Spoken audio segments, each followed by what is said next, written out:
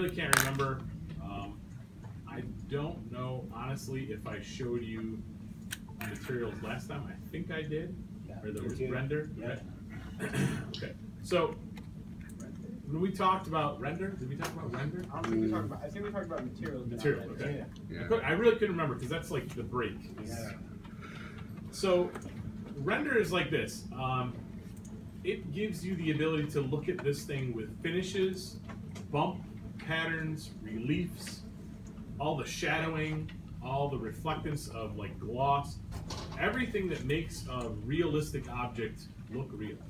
Okay, so you have the viewport, the model space is kind of like I call it a preview. That's the best way I can describe it to you. It lacks all of those characteristics on purpose. It wants it to make it pretty fast. You don't want to, as you're orbiting around, spinning, creating objects, have to wait for all of the pixels to load for a gloss. It would suck.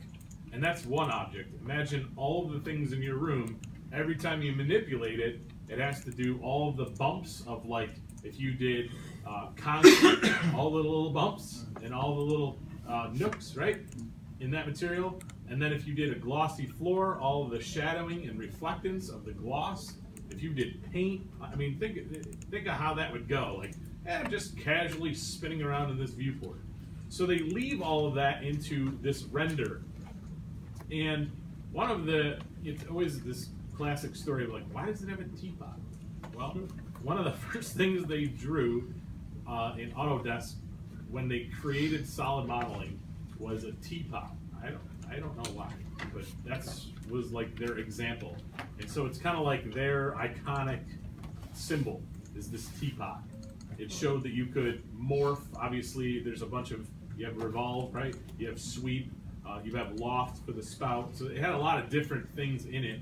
And the ability to make this teapot was like this, look, we can do this. So it's kind of stuck with it. And for whatever reason, they put it into your render button. So that's why. I, again, don't know, but that's why. So all of the render things are over here. And there's a lot more to this, but you know, again, I could teach a whole other course on just 3D CAD, but to get your feet wet, all of this stuff is here. You have what they refer to as the render qualities. They used to start at draft. So if you have an older version of this, I think 15, it was draft, low, medium, high, presentation. And then 16, they went to low, medium, high, coffee break, lunch quality, and then overnight. And depending on the graphics card you have in the machine, this is no joke, it will actually update the approximate times for these things. What? So, yep, it knows for whatever reason. So the ones I have at my home school have overnight quality is actually 24 hours. Here, you can see they have a little hoppier graphics cards. They say it's only 12 hours. So it really does depend on what computer it is. Some of them are 15, some of them are half an hour.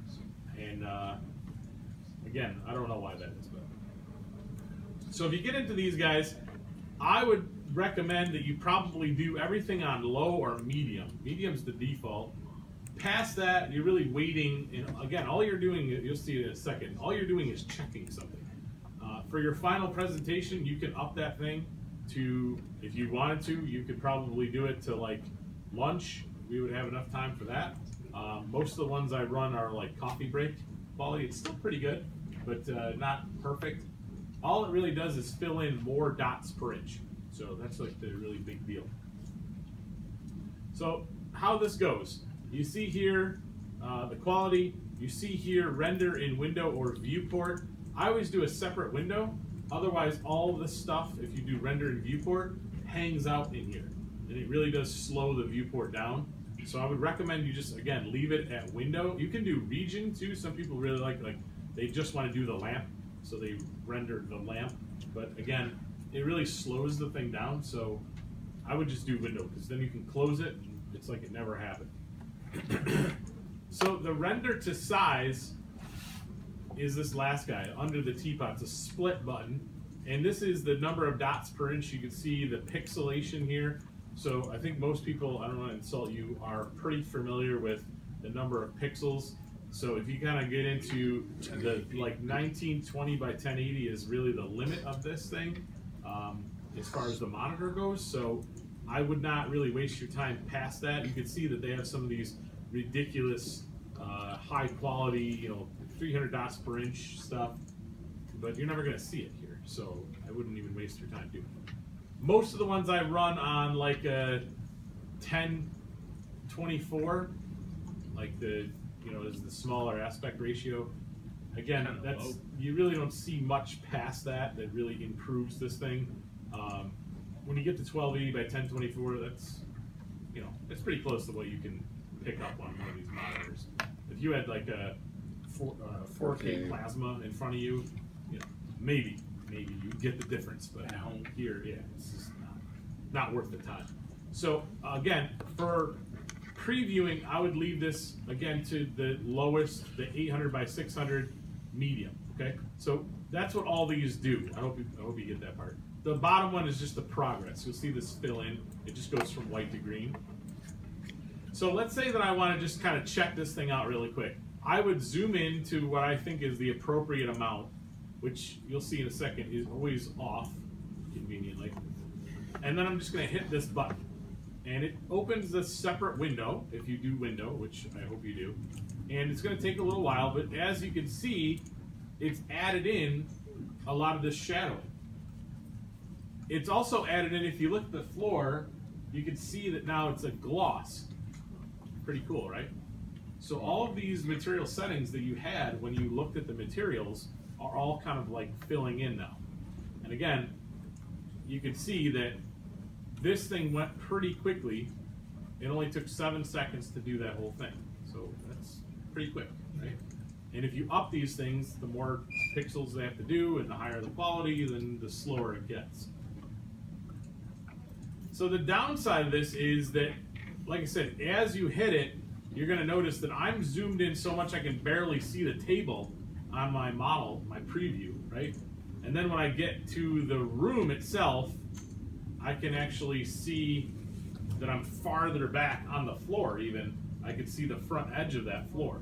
So the render window doesn't really reflect the zoom rate of the viewport very well, in my opinion. So it's almost, it's one of those things you kind of get used to, but it's never really awesome. You're overcompensating in the viewport to the point where you're cutting off a bunch of your stuff going, oh yeah, that's gonna totally lose that. And then you're like, oh no, actually most of the table is there. So, that's something you're just gonna have to play with, in my opinion, to get right, okay? Questions on rendering? I think it's pretty simple. Okay, so I'm gonna go on to, yeah, what's up? After you render, do you save the render, or do you got to render it? Yeah, I'm gonna show you again. I'm gonna do the light and then render it and show you how to save this. Okay. Good question. Okay, so